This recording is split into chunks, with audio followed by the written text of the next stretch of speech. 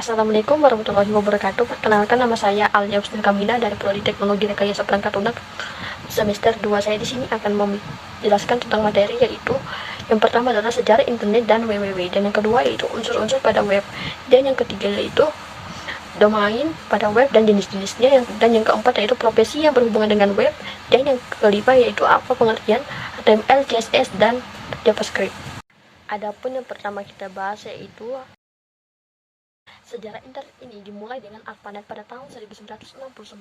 Proyek ini dirancang oleh Departemen Pertahanan AS untuk membangun suatu jaringan komputer terdesentralisasi, dan ARPANET ini digunakan untuk keperluan militer dan penelitian. Dan pada tahun 1983, model TCP atau IP ini diperkenalkan menjadi protokol standar untuk pertukaran data antar jaringan. Dan kemudian pada tahun 1989, tim Bernstein menciptakan World Wide Web atau juga disebut juga dengan WWW di Kernel Swiss. Ini adalah konsep sistem informasi terdesentralisasi yang menggunakan hypertext untuk menghubungkan dokumen yang membuatnya dapat diakses melalui internet.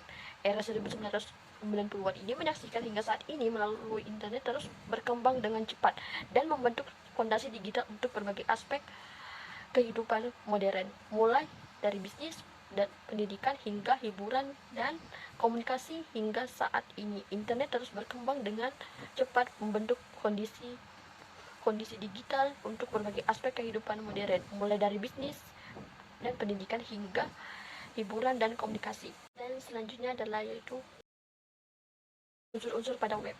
Yang pertama yaitu HTML atau juga disebut juga dengan Hypertext Markup Language, atau adalah bahasa yang digunakan untuk struktur dasar halaman web dan menentukan elemen. Dan yang kedua yaitu CSS atau juga disebut dengan Cascading Style Sheets untuk mengatur tata letak dan tampilan visual halaman web.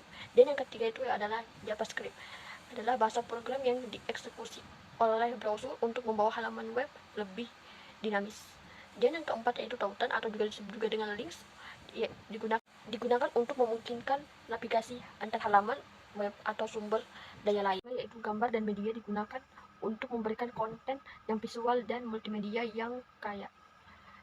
Dan yang keenam yaitu formulir atau juga disebut dengan forms, adalah elemen untuk mengumpulkan data dan pengguna. Yang ketujuh yaitu CSS, adalah kumpulan aturan tata letak dan desain telah dibuat yang mempercepat proses pengembangan web.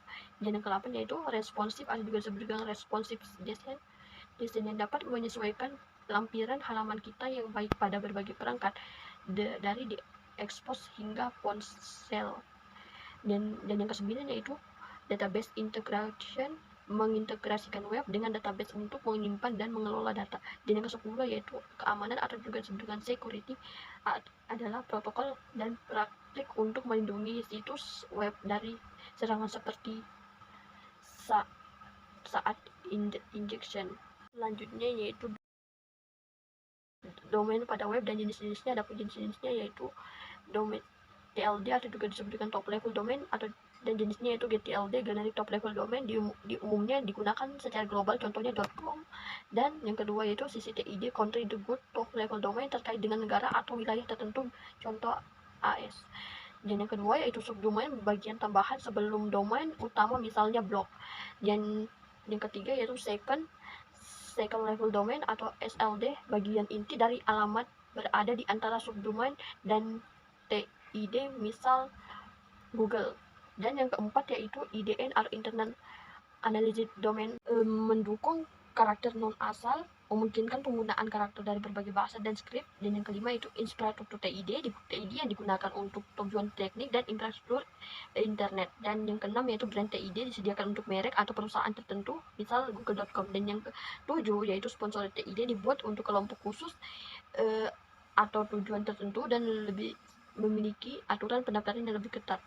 Kedelapan yaitu generic country kode TID atau juga disebut dengan GCCTID, varian dari CCTID yang diperluas untuk penggunaan lebih umum. Dan yang ke-9 yaitu premium domain, domain yang dianggap bernilai tinggi karena memiliki kata kunci umum. Dan yang ke-10 adalah expired domain, domain yang tidak diperpanjang oleh pemiliknya setelah masa berlaku habis. Selanjutnya adalah yaitu